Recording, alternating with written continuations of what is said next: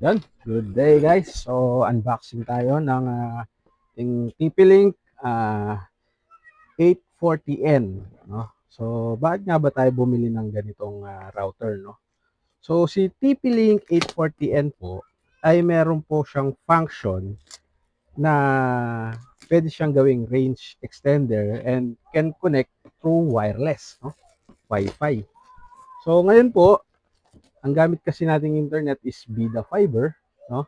So, ito po ay naka-disable po yung mga LAN and naka-maximum lang po siya ng 8 Wi-Fi gadgets.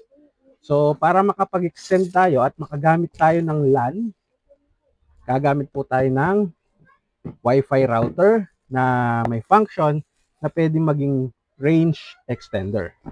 No? Unboxing tayo. So, ito po. Yun. So, ayan, no? So, brand new yan, no? So, guys, ito. Ito ang laman ng box natin. Wi-Fi router, manual, meron siyang free na UTP cable, and power supply. Okay? So, check natin.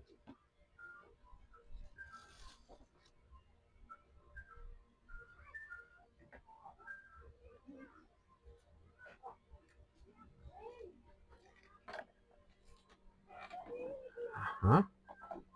Saksakin natin siya. Okay.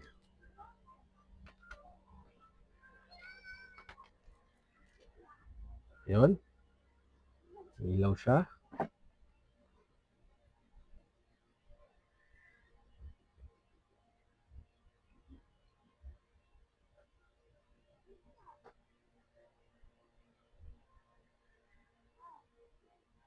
So, kung mapapansin nyo, kulay orange po siya dahil wala pa siyang nagpa-pass through data.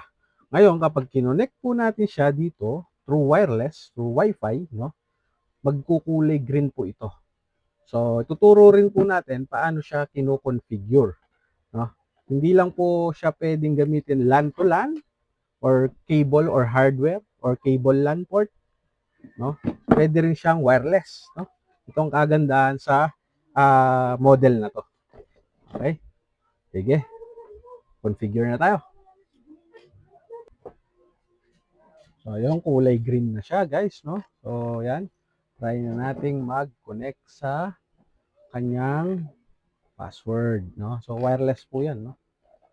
Ano? So, wireless.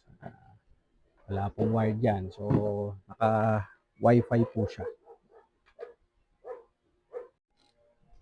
So, magko-connect tayo ngayon, LAN, papunta sa ating laptop. Okay. So, check natin kung meron siyang nare-receive na connection. So, mapapansin nyo dito sa baba, ayan, so, naka-connect po siya to LAN cable, no? So, speed test tayo, no?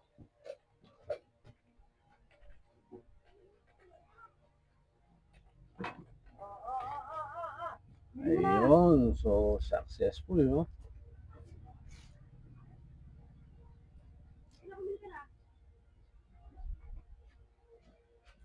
Antayin mo dito.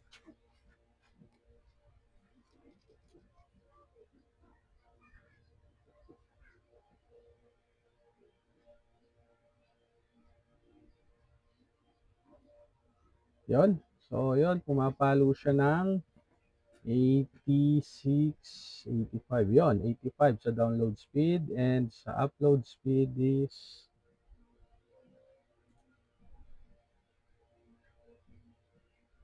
77.